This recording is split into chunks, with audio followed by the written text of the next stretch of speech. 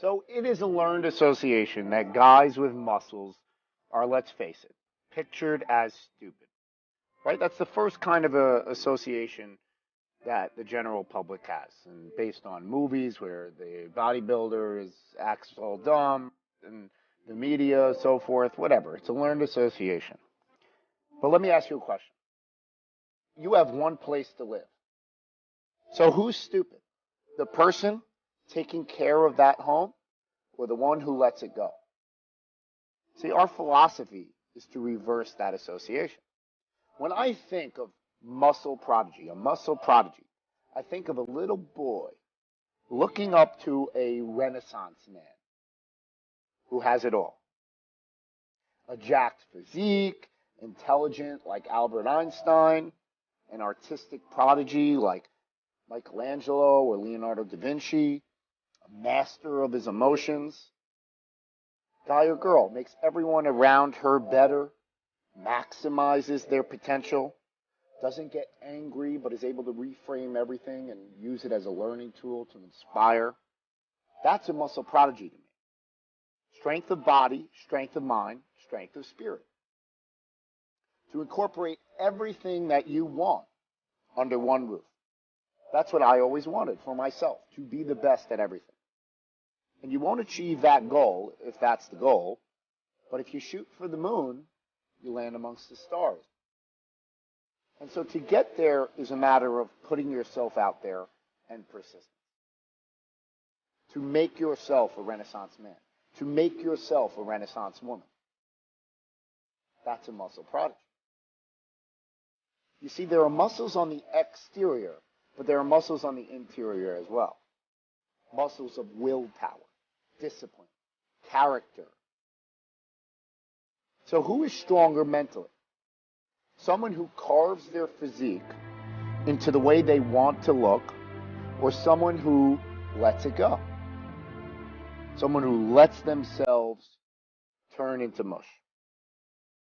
So someone who makes it a priority to get their butt up and out of the house and move around, be active, and create a plan of action towards a goal, or someone who prioritizes other things and then feels miserable every time that they look in the mirror or try on clothes. But are you just supposed to be active with your physical body? Absolutely not. Your mind needs to be worked just as hard, if not harder. But not working out your body with your mind is just as bad. It's like working out your chest and not your back. So you have an underdeveloped side. There's two sides to the coin. You have to work them both. But doing something for the sake of vanity is just as stupid. Just like a girl spending 5 hours a day to put on makeup to get a reaction out of people, but neglects her studies. See, a beautiful girl loses much of her beauty when her mind can't keep up in a conversation. So there's strength of body and there's strength of mind. And that's what we try to infiltrate. To take a little fragment of an idea and to turn it into a reality, into how you see fit, to mold it, to shape it. So Arnold Schwarzenegger is a guy that has always gotten a lot of negative media attention and positive as well. But here's a guy who was not born in this country.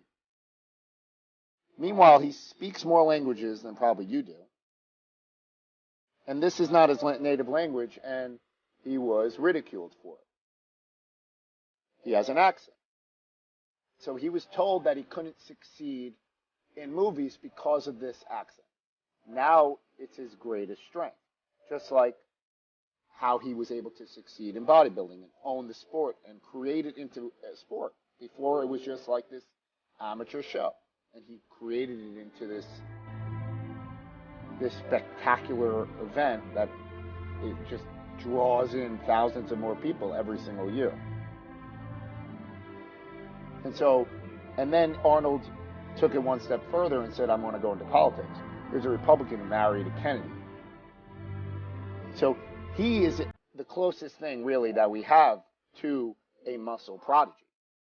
The strength of body and the strength of mind, both. No one has achieved his pinnacle of success, really, in terms of those both sides of the coin yet.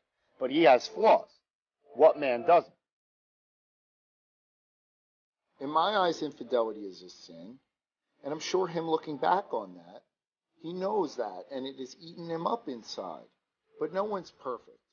And we have no idea what was going on in his inner state, what was going on in his mind at the time. And so it's not really up to us for really to judge it. That's between him and God.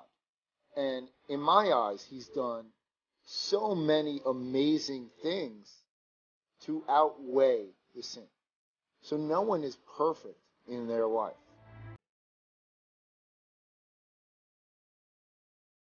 But if you heard a symphony and a couple of notes were off, the audience would not notice.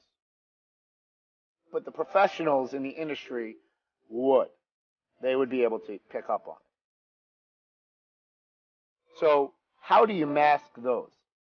Because nothing will be perfect in life. You could always find flaws in a symphony. Even if you played every single note right, the transition may not have been right.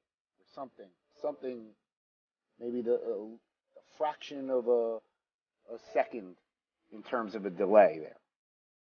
It can never be perfect. But my job, is to get to a point where even the professionals wouldn't notice.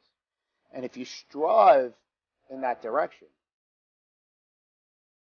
then you land amongst the stars. And so you strive for that in all aspects. The idea is to create a movement. Reverse disassociation, like we said. To strive in that direction, which requires putting yourself out there to fail, discipline, willpower, forging an iron will character, and molding yourself every single day to get towards that direction. That's a muscle prodigy. And are we there as a company to where we want to be? Am I there personally to where I want to be? Of course not. I'm an unfinished product. We're an unfinished product.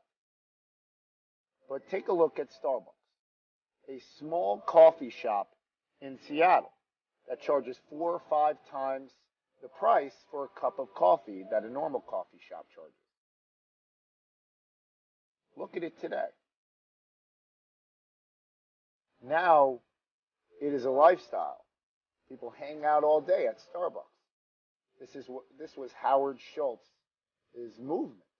This was his idea.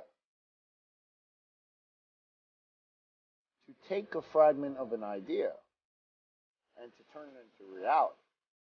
Persistence, determination, effort, passion. That's what we want to instill for anything that you do in your life.